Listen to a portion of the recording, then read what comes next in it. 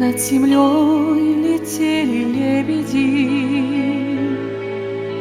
солнечным днем.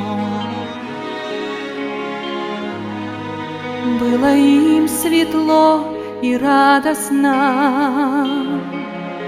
в небе вдвоем, и земля казалась ласковой